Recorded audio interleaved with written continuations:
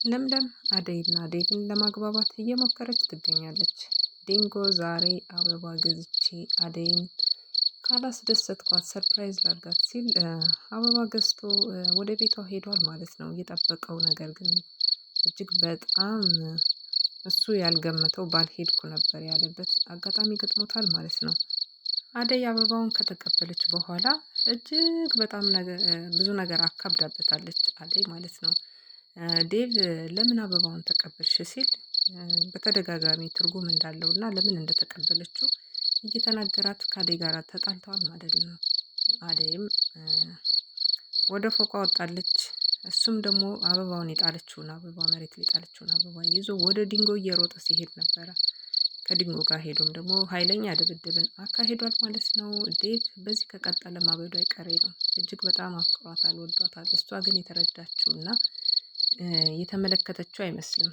ምክንያቱም አንደኛ ከቤተሰቤ፣ ሁለተኛ ብዙ ችግር አለብኝ፣ ሶስተኛ ደግሞ ሰራተኛ ነኝ በሚለው ሂደት ውስጥ ራሷን መስፈርት አስቀምጣ ያስቀምጠችው አደይ በአሁኑ ሰዓት አደይ ለፍቅር ዝግጁ አይደለሁም ብትልም ልቧ ግን የሚመለከተው አንድ ሰው አለ።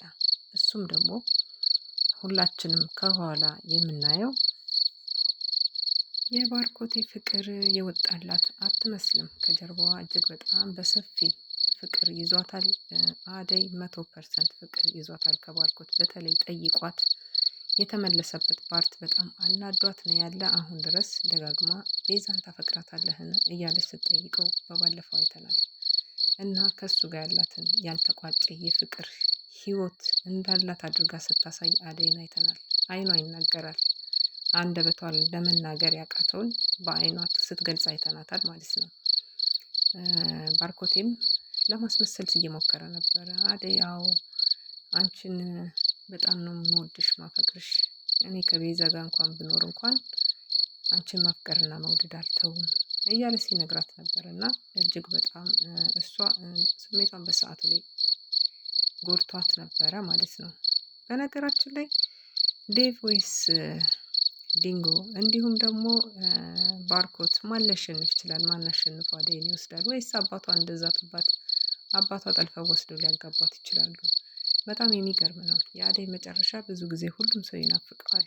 በጣም ፍቅር የሄደችበት የሴራ ጥግ አሁን ድረስ ከአደይ ጋር ለመላቀቅ አልቻሉም ማለት ነው።